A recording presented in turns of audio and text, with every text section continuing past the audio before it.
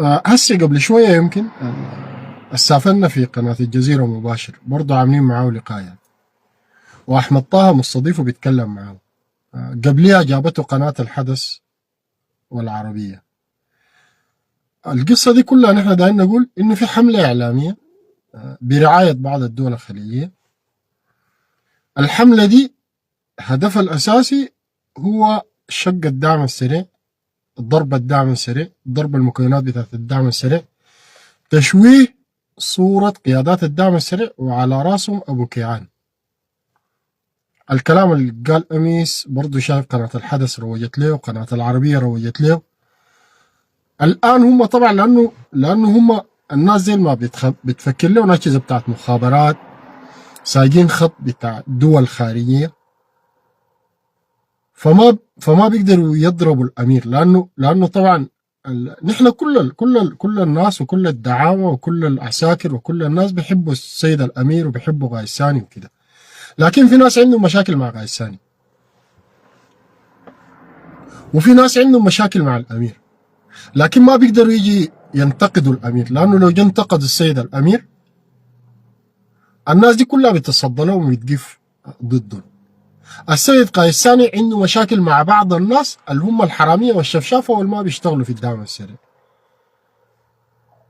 كل المشاكل اللي هسه قاعدين يصدروها ضد قائد ثاني، لأنه قائد ثاني هو طبعا لأنه في أكثر الأحيان العمل العسكري والقصص دي هو كقائد ثاني بيتعامل تعامل مباشر في أغلب الأحيان، ولذلك رجل صارم جدا ورجل حاسم جدا في القضايا دي.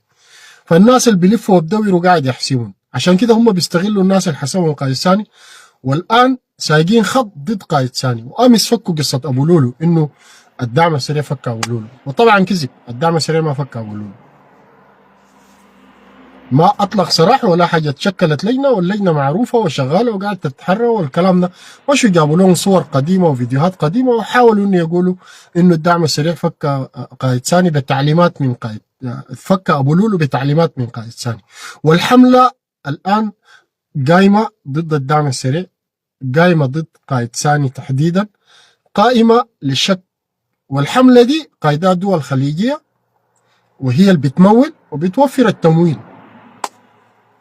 والكلام ده انت شفتوه براكم في فيديو، ولسه في تسجيلات كثيرة بالمناسبة.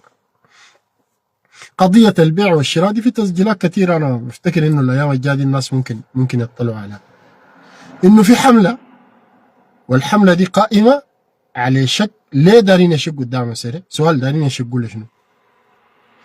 وليه في دول في المنطقة، دول عربية وخليجية في المنطقة، ليه هي الآن بتوفر تمويل وملاذ آمن وبتستقطب في قيادات الدعم عشان تشق الدعم؟ ليه؟ لصالح منو؟ الكلام ده بيدعم صالح منو؟ ما ده بيدعم صالح الفلول، ما ده بيدعم صالح الحركة الإسلامية طبعا.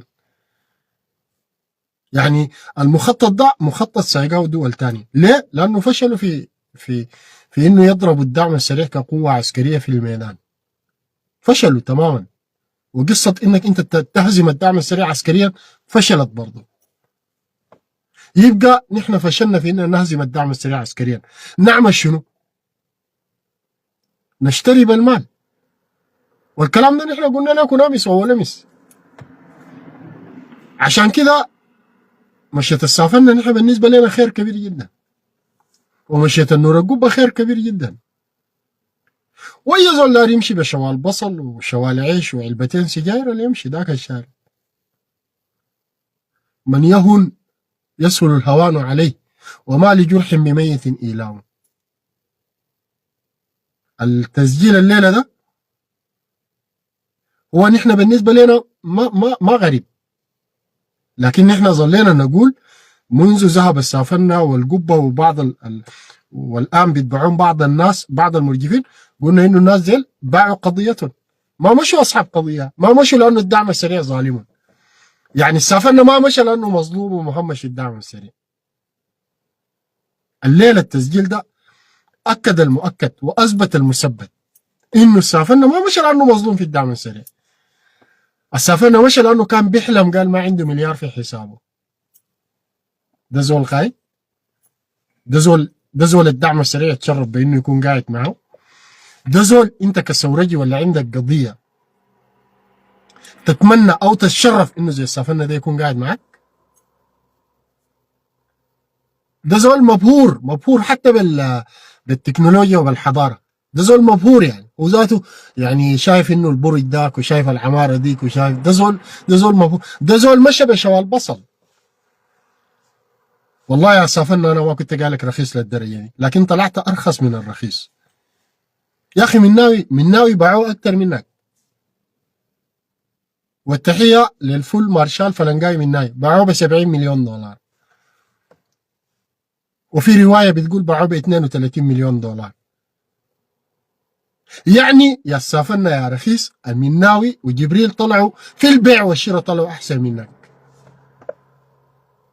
وللاسف انت كتبت عر. انت الان يا سافنا ومجموعتكم المشت انتوا كتبتوا عر. عار. للاسف ما بلحقك انت براك. ده عار. للاسف خلوني اقول الكلمه دي. ده عار سيلاحق عرب دارفور الى ان يرث الله الارض ومن عليها. انت ما الحقت العار بنفسك بس، انت الحقت العار باهلك وبقبيلتك وبعشيرتك وبأهل دارفور كلهم الحقت بون العار. ده عار سيكتب في حاجات ما بتتمحي، لأنه العسكرية بتقول الشر بعم والخير بخص. يا أخي ما تستحي عليك الله، ما تستحي. يبيعوك ب20 مليار جنيه سوداني يا تافه يا رخيص. يبيعوك ب20 مليار، 20 مليار. أنا أشهد الله إنه ال20 مليار دي والله الدعم السريع دفع لك. أنا ما أقدر أقول دفع لك تريليون مرة، لكن أنا بعرف وشاهد إنه الدعم السريع دفع لك 100. لما تتذكر مرة مشيت الرقابات بعد التأسيس والمؤتمر بتاع التأسيس، الدعم السريع جابوك راجع الضيعين ادوك 100,000 دولار وجابوا لك 80 عربية. تاني جيت انت قلت ماشي شنو ماشي تتعالج ادوك 50,000 دولار. وامس في الهند شلت 100,000 دولار من زول وزوجته. والله على ما اقول شهيد. 100,000 دولار زائد 100,000 دولار زائد 50 دي 250,000 دولار بس. دي انا اللي بعرفها انا يعني. وما شهدنا الا بما علمنا وما كنا للغيب حافظين. انا بتكلم عن الشيء اللي بعرفه انا. دي 250,000 دولار دي تعادل كم مليار في السودان. أنا ما بعرف رياضيات، ناس الرياضيات 250,000 دولار الليلة بلغة الأرقام الليلة عليك الله حسبوها ورونا لا كم مليار. ورونا لا تريليون ولا بتطلع كم يعني. تطلع تعمل كم تريليون يا سافرنا. أنا بشهد بس ده أنا اللي بشهد عليه يعني. والشيء اللي أنا بعرفه ده قريب بس. ده بعد بديت تاني وبتاع 100,000 دولار، تاني 50,000 دولار، ومشيت الهند شلت من زول 100,000 دولار وزوجتها. دي 250,000 دولار بس. خليك من ال80 لاند كروزر اللي جابوا عليك الدعم السريع اشتروهم بكم خلوهم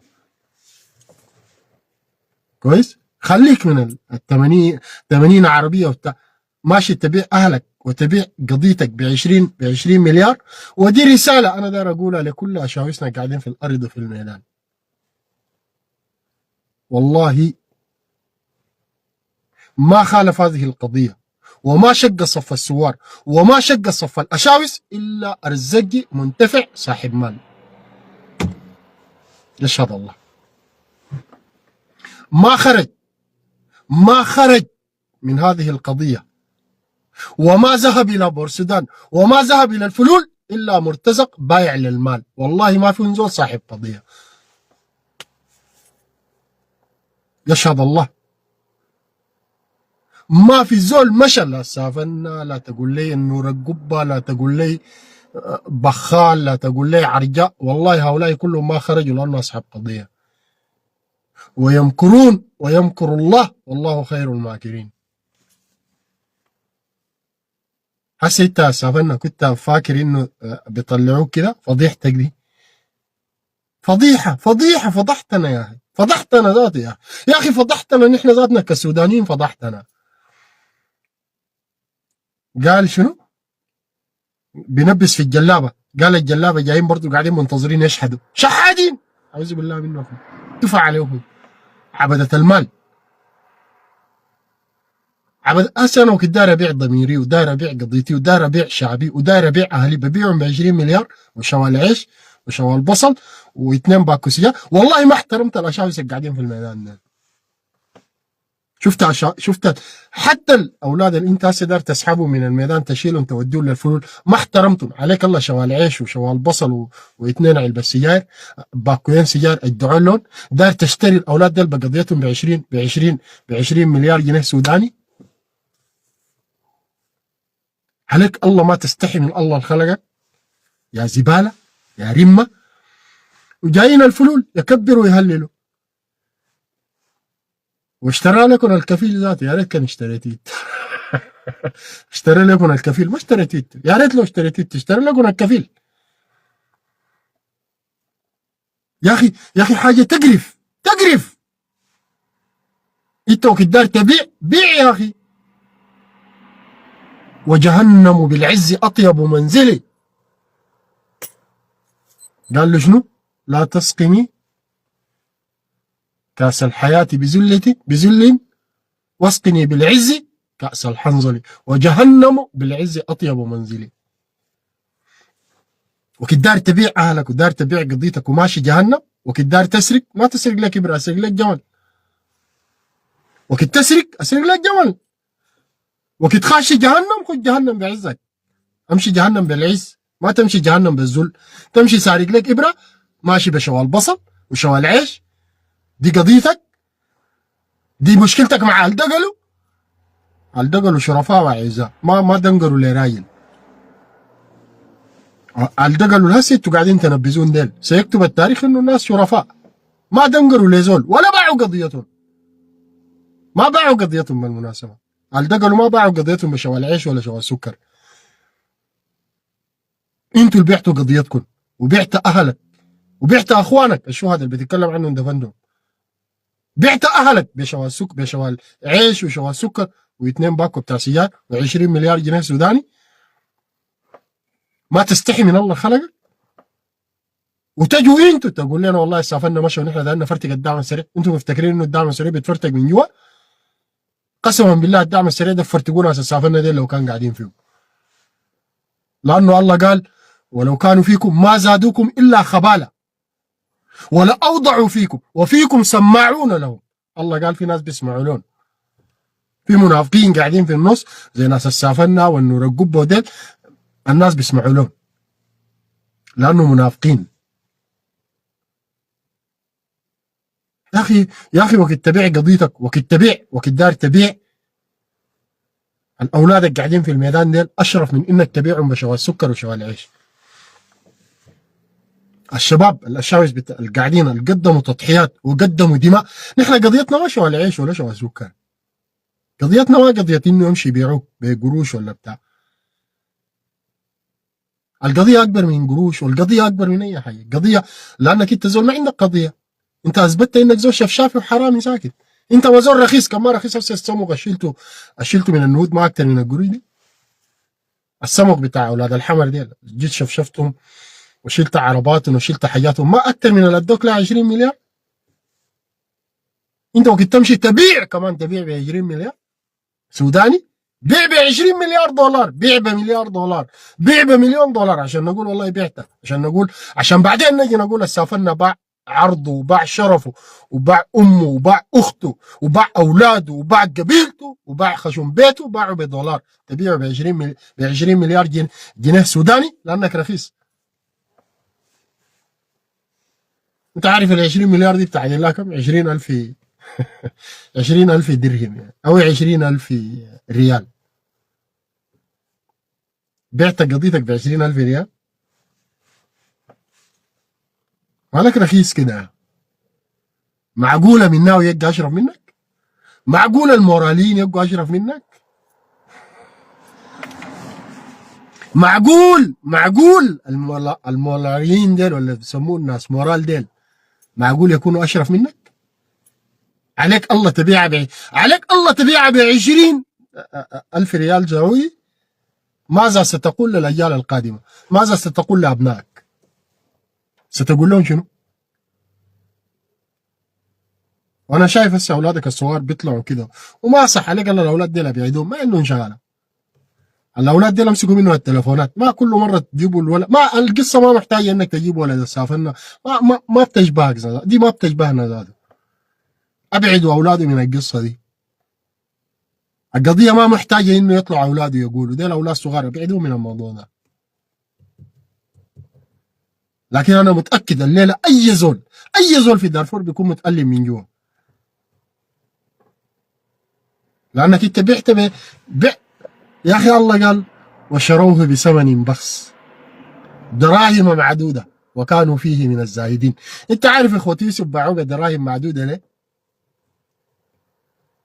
لانه كانوا فيه من الزاهدين، اصلا ما كانوا دايرين يعني يتشاوروا نعمل شنو؟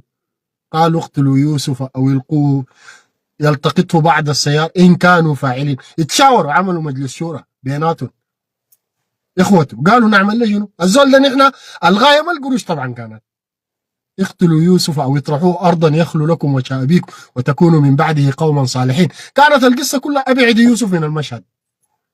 ما كان هدفنا القروش طبعا يا اخوتي يوسف، كان القضيه الاساسيه اقتلوا يوسف وابعدوا من المشهد، اخرجوا يوسف من المشهد. في واحد قال له لا ما تقتلوه،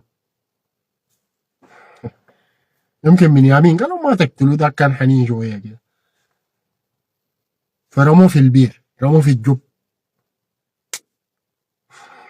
الناس الجو بعد ذاك شالوه مشوا لقوا، لانه اقصد الباعوه بعد ما جو ديلك رموا الدلو وشالوه، المشوا باعوه ديلك مش اخوته طبعا، الناس الجو رموا الدلو بتاعهم وشالوا يوسف من البير، باعوه بثمن بخس، لانه اصلا هم ما كانوا ذاته طمعانين انه يلقوه، يعني جو لقوه موجود في البير وشالوه، عشان كده باعوه بثمن بخس، مشوا باعوه بدراهم معدوده وكانوا فيه من الزاهدين. لانه هم ما كانوا متوقعين انه يلقوا يوسف، نزلوا الدلو دارين لهم مويه وجاهم طالع، جاهم طالع يوسف. ما كانوا متوقعين انه البير ده بطلع لهم يوسف، صح؟ الزول رسل دلو داير له مويه، المويه جابت لهم يوسف. فشروه بثمن بخس دراهم معدوده وكانوا فيه من الزاهدين. لكن القيم اللي اشتراه ذاك قال لامرأته شنو؟ اكرمي مثواه عسى ان ينفعنا او نتخذه ولدا. ربنا بعد ذاك مكن ليوسف في الارض ومشى، قصته المشهوره الناس عارفينها.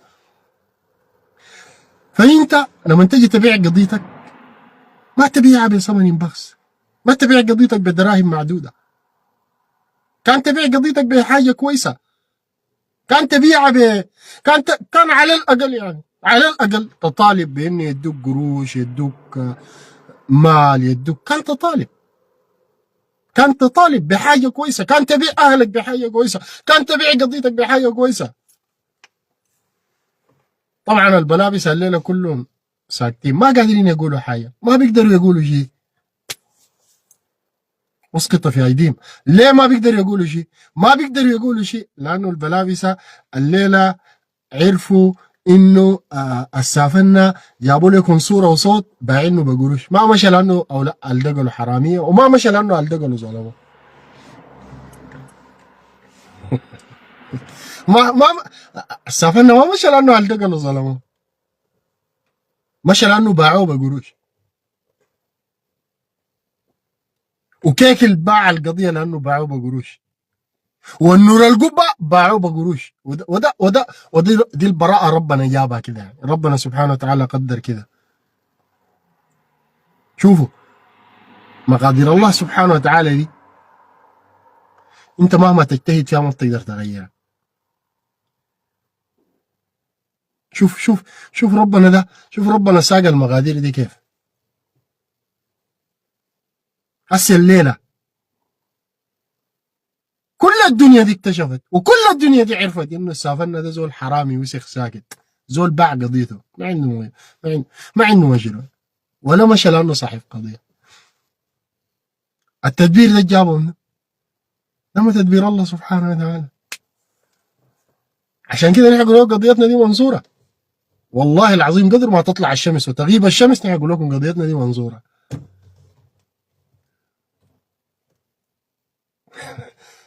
وقدر ما نصبح ونمسي ربنا سبحانه وتعالى بيسوق لنا المقادير دي برا وبيجيبها علينا،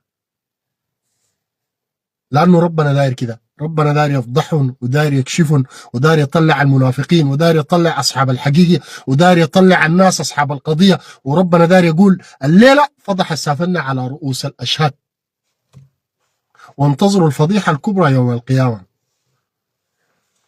بالمناسبه يوم القيامه ربنا بيفتح الناس كلهم، بيفضحك على رؤوس الاشهاد. دي فضيحه الدنيا بس، دي فضيحه، لكن الفضيحه الكبرى بعدين هناك. هناك الفضيحه الكبرى هناك. ما درت عليك والله، اصلا نهايه انا ما درت عليك يا صافي، ما درت عليك نهائي.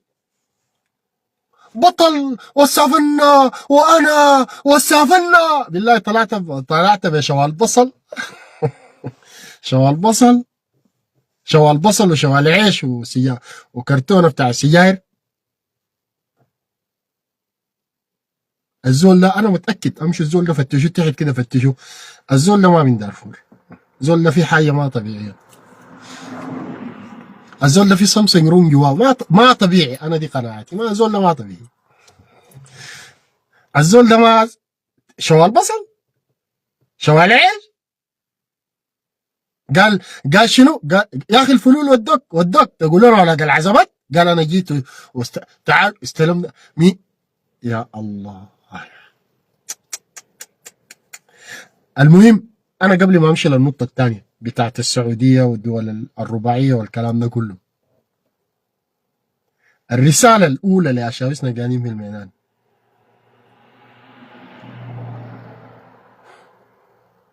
اصحاب القضيه واصحاب الحق،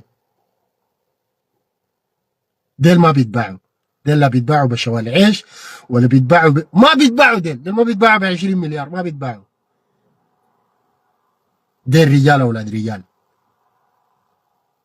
وديل سيظلوا قابضين على جمر القضيه حتى يلقوا الله سبحانه وتعالى. والمشى ده زول خاين وعميل وكلب، لانه بيتباع بقرش، وده مكانه ما في وسط الجاهزيه، وده ما مكانه في وسط الاشاوس. السافرنا قال في زول انا اتصلت له قلت له تعال، قال لي انا ما جاي. ديل الصناديد، ديل اولاد الرجال. في زول ودراجل، في زول ودراجل بيبيع قضيته بقروش. الناس اللي بيتكلموا عن قضيه انتوا ترى ما تعرفوا حاجه، هي القضيه دي ترى كان الناس بيبيعوها بقروش دفعوا فيها ملايين، ملايين. الناس كان بتبيع بملايين، ما بتبيع بحفنه بتاعت عيش وادوك وما سووا ليك وبتاع. الليله حصحص الحق، حصحص الحق. مش مش كده قالت امراه العزيز؟ قالت الان حصحص الحق، انا راودته عن نفسي وانه لمن الصادقين، وانه لمن الصادقين. الان حصحص الحق.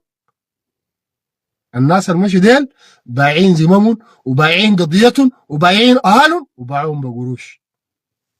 ويا زول الان ولا الدبر من الدعم السريع ولا الدبر لانه داير قروش، ولانه الان جات الزلزله الحقيقيه، والدعم السريع ما فيه قروش، ما فيه قروش،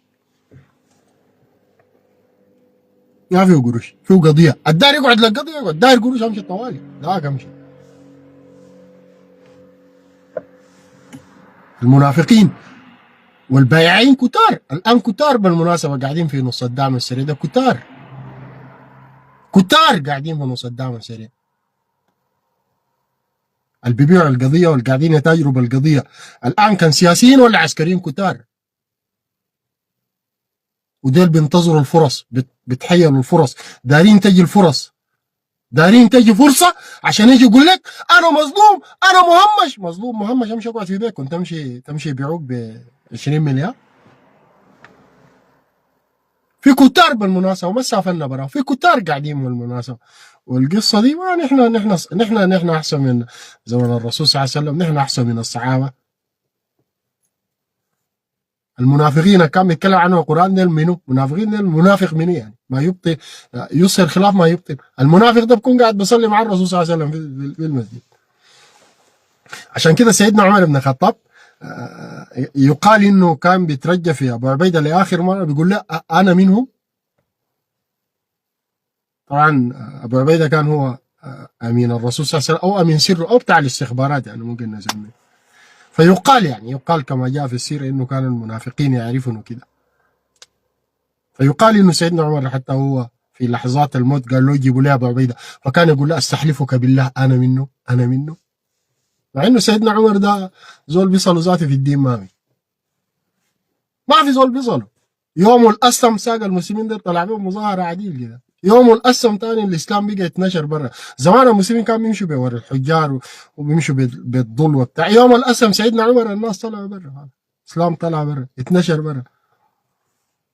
بيقول حاجه القران بيجي اكثر من 12 موضع في القران نزلا بطابق عن كلام سيدنا عمر. يقول الرسول صلى الله عليه وسلم اعمل كده، نساءك يتحجبن، تجي الايات كده. اسرى بدر ما كان لنبينا يكون له اسرى. اكثر من 12 موقع في القران جاءت تطابق قول سيدنا عمر بن الخطاب. وبعده في فراش الموت بيقول لي يا ابو عبيده بن الجراح انا منه، انا منه، انا منه. استحلفك بالله، حذيفه بن اليمان، استحلفك بالله انا منهم يا حذيفه، انا منهم، انا منهم، انا منه، انا من المنافقين. ده سيدنا عمر لحد هو في فراش الموت. اذا كان سيدنا عمر بيشك في نفسه انه هو منافق، مع انه القران يصدق قوله ونصر الاسلام ونصر المسلمين، ما بالك بناس قريعتي راحت. فكل مجتمع، كل مجتمع فيه طالح وفيه صالح وفيه منافق وفيه غيره، كل مجتمع فيه، اي مجتمع فيه ناس اللي بيبيعوا والدار يبيع القضيه بدرهم، والدار يبيع القضيه بدينار، والدار فيه كتار، اي مجتمع فيه. انا اسال الله انه ربنا يحفظ شعبنا. حاجه الاخيره قصه السعوديه دي، طبعا التسجيل واضح يعني، الزول طلع بيتكلم انه هو في السعوديه كده، انا ما اقدر اخش في التفاصيل دي كلها. لكن انا عندي سؤال بس لناس السعوديه دي، ما انتوا راعيين القصه بتاعت الرباعيه والدوله بتاعت قضيه السلام وكده؟ ومنبر جده، انتوا اول ناس نحن جينا قعدنا في منبر جده وقلنا السعوديه تتولى الملف بتاع المفاوضات يعني. وانتوا اول ناس فتحتوا بابكم في جده، قلتوا دارين تعملوا المفاوضات بتاع جده. واول ناس جيتوا اويتوا الدعم السريع وجبتوا الجيش وعملتوا مفاوضات جده. والاعلام بتاع المبادئ الاولى توقع في جده. والان السعوديه جزء من الرباعيه. انا بس عندي سؤال يعني، عندي سؤال موضوعي ومنطقي ويحتاج لاجابه يعني. انت زول الان الناس بتثق فيك انك انت الزول اللي بتحل قضيه السلام، انت الزول المحور بتاع السلام، الناس بيثقوا فيك يعني. وقاعدين نقول لا بديل لجده الا جده، كلنا قاعدين نقول لا بديل لجده الا جده. ولانه السعوديه دوله محوريه تلعب دور كبير جدا يعني. هل السعوديه بتقبل انها تدعم الارهاب في السودان؟ هل السعوديه الان تقبل انها تدعم جماعه الاخوان المسلمين في السودان؟ ده سؤال يحتاج الى اجابه يعني. هل المملكه العربيه السعوديه بتاريخ هذا كله، هل هي الان كوسيط في عمليه المفاوضات، كوسيط في قضيه السلام، منبر جده كمنبر اساسي لدعم قضيه السلام والتحول المدني في السودان، وقف الحرب، هل السعوديه تقبل انها تدعم الاخوان المسلمين في السودان؟ السعوديه التزمت في الرباعيه انها ستكون طرف من حل الازمه وليست جزء من الازمه. السعوديه نحن نثق فيها انها هي جزء من حل الازمه وليست جزء من الازمه. التسجيل الليله ده تسجيل خطير جدا يضرب المصداقيه بتاعتها يعني. الكلام ده مقبول، يجي من مصر مقبول، يجي من قطر مقبول، يحتاج الى توضيح. خلي السعوديه تطلع توضح يعني.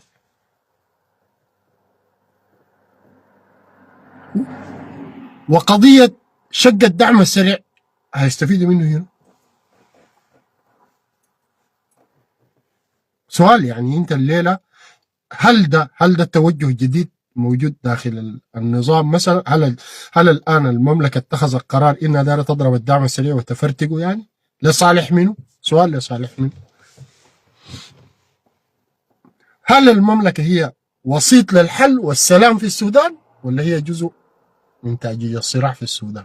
دي أسئلة تحتاج إلى إجابات.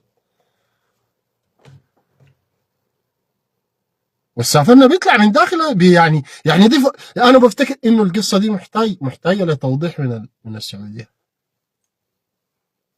نحن ما زلنا نحسن النوايا فيها. ليه هسه انا بتكلم بقول والله السعوديه نحن حتى الان نحسن الظن، يمكن الزول ده كذاب، يمكن الزول ده ما كان قاعد في السعوديه، يمكن ما قاعد في السعوديه، يمكن كذاب. يجيك فلول يقول لك لا ده AI. اوكي ما في مشكله.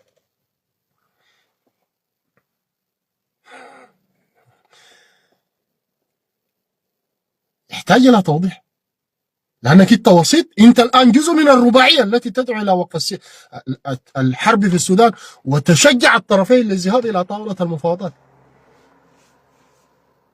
نفهم انه هل هنالك نوايا لدى السعوديه انها تطيل امد الحرب في السودان؟ سؤال يعني، اسئله تحتاج الى اجابات يعني.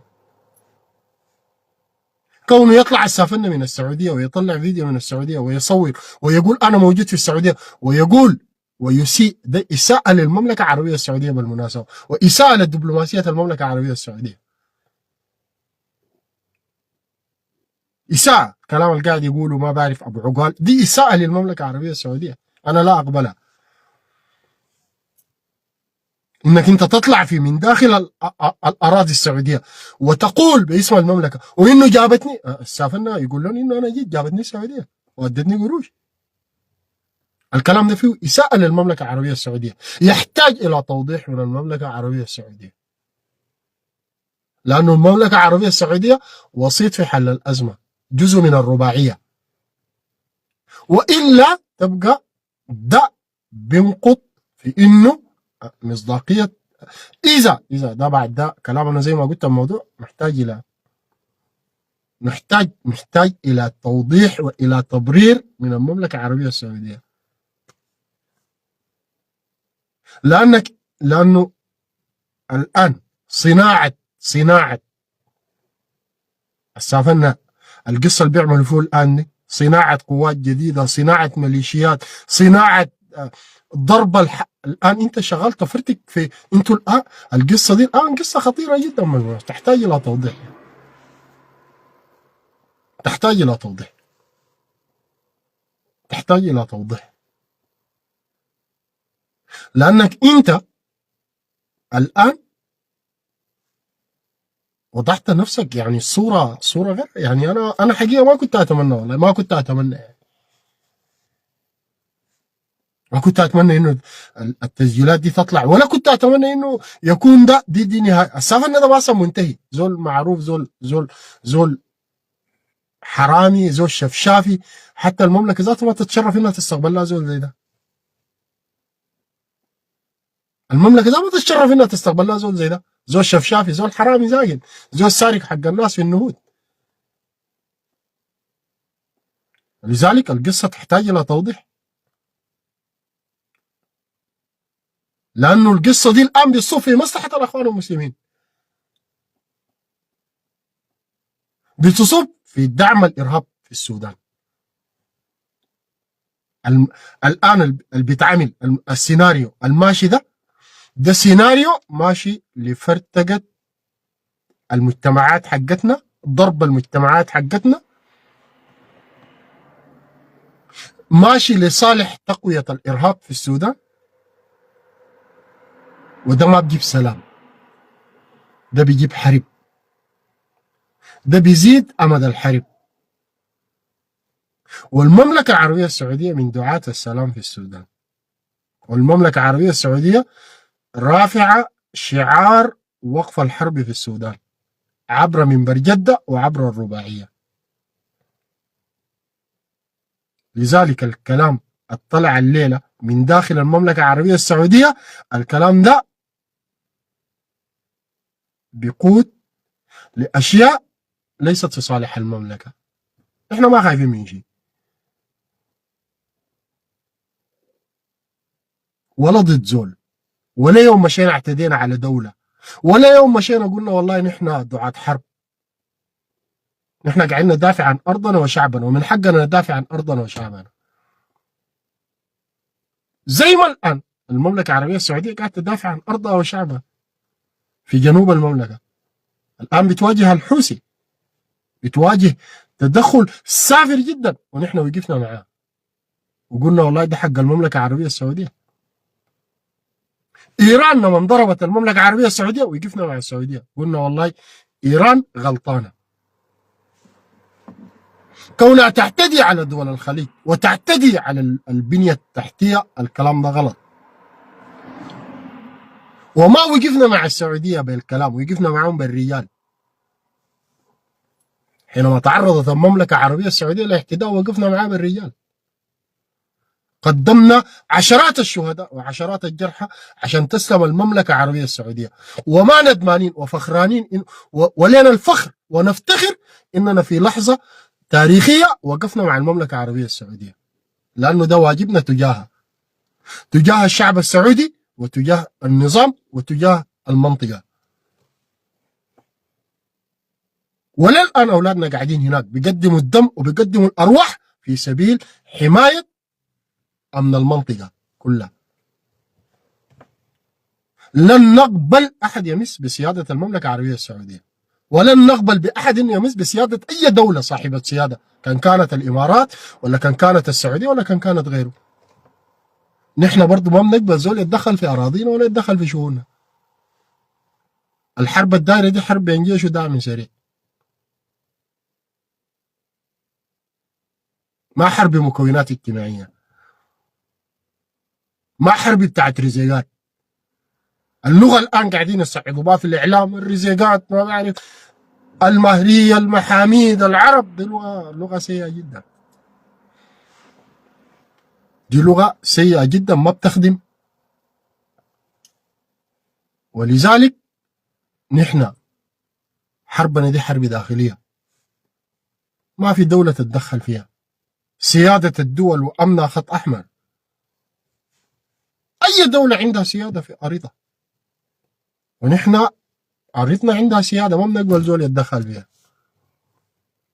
ولذلك أنا بقول يجب على المملكة العربية السعودية إنها ترد على الفيديو ده، عشان مصداقية المملكة، وعشان احترامنا للمملكة، وعشان هي راعية للمفاوضات بتاعت السلام، وعشان منبر جدة، وعشان الرباعية. ترد، لأنه الليلة أنا ما ممكن يعني أكون طرف في السلام وأدعم طرف آخر. ما ممكن ده، ما ممكن أكون طرف في السلام، طرف عشان أكون حكم. الحكم دائما بيكون محايد، رغم إنه قصة المحايد دي أنا طبعا أنا ما بفتكر إنه في حياد في الدنيا دي، لكن مجازا الحكم بيكون محايد، لا بيدعم الطرف ده لا بيدعم الطرف ده، بيدعم ما يوصل إلى وقف الحرب وإلى السلام. ونتمنى من المملكة العربية السعودية أن تكون حمامة سلام، أن تقود إلى تحقيق سلام في السودان. نحن دارين المملكة العربية السعودية ودارين حكومتها تدعم قضية السلام ووقف الحرب الليلة قبل بكرة في السودان. وده ما بيتحقق إلا نكون صادقين في قضية السلام، نكون صادقين في إننا ندعم قضية السلام. انت لما تجي تشق الناس في دارفور، ديل رزيقات وديل عرب وديل محاميد وديل مهرية، ما بتقود لحرب أهلية في دارفور، ما بتقود لعدم استقرار في المنطقة. دي بتخدم أجندة الكيزان، وبتخدم أجندة الفلول، وبتخدم أجندة الحركة الإسلامية. شغل المخابرات المصريه، ده ما شغل المخابرات المصريه. انا لو سالتني بقول لك سافرنا الفيديو بتاعه ده طلعوا من القاهره ما من السعوديه. ليه هسه انا كان سالتني بقول لك الفيديو ده ما من السعوديه، الفيديو ده من القاهره، لانه ده مخطط مصر، ده مخطط مخابرات مصريه. مصر اشعلت الحرب في السودان وفشلت في انها تحقق اهدافها العسكريه والسياسيه في السودان. لجأت لقضيه العمل الاستخباراتي وشق المنظومات وكده، ده مصر مقبول جدا. عشان كده انا هسه بقول الفيديو ده من مصر ما من السعوديه، لحد ما نشوف بعدين هل هو الكلام ده صحيح من هناك، هل يعني وصل القصه دي طلعت من هناك ولا القصه دي مدبلجه. انا اسال الله سبحانه وتعالى انه ربنا يحفظ الناس، ونحن قضيتنا مستمره، نحن قضيتنا مستمره. ابى من ابى، شاء من شاء، تخاذل من تخاذل، نزل من نزل، نحن شغلنا ده ماشي، قطار الثوره ماشي. واي متخاذل نزل من قطار الثوره ده لن يزيد الثوره الا ايمانا وقوه وثبات، وبتمشي لقدام. اي زول بينزل الان عشان مال، عشان قرش، ما ادوني عربيه، ما ادوني كده، ما سوى لي كده، ده بيزيد الثوره قوه وايمان، والثوره بتمشي لقدام. انا اسال الله سبحانه وتعالى انه ربنا يحفظ الناس. والناس دائما الله قال في القران: عسى ان تكرهوا شيئا وهو خير لكم، وعسى ان تحبوا شيئا وهو شر لكم. ليه؟ لأن الله يعلم ونحن لا نعلم، لأنه الله بيعلم ببواطن الأمور، بيعلم بخائنة الأعين، ما تخفي الصدور، لكن نحن ما بنعرف. عشان كده الرسول قال: لو كنت أعلم الغيب لاستكثرت من الخير وما مسني السوء. ما في زول بيعلم الغيب يعني، ما بنعلم الغيب يعني، لو كنا نعلم الغيب لاستكثرنا من الخير وما مسنا السوء. عشان كده اي زول بيمشي الناس ممكن يزعلوا. هسه الناس قبل يومين السافن، في ناس طبعا السافن هسه هلنا كلهم قاعدين يضحكوا، لانه طلع ما عنده شيء، زول ما عنده قيمه، زول هوان ساكت، زول ما عنده قيمه، زول ما هوان ساكت. هسه ده يقعد في وسط الدعم عشان يسوي شنو؟ سؤال: لو قاعد في نص الدعم هيعمل شنو؟ هيفيد الدعم بينه؟ هيفيد القضيه بينه؟ مش احسن مشى؟ وي زول وهسه انا بقولها وبكررها وبختم بها الله يبدا. اي زول داير يمشي خليه يمشي طوال، يمشي يلا سريع. اي زول داير يمشي، اي زول داير يمشي للفلول بهناك بورسودان، ذاك الشارع امشي بلغ طوالي بورسودان، لانه المحرش ما بكاتل. انت هسه مفتكر السافرنا بكاتلنا نحن؟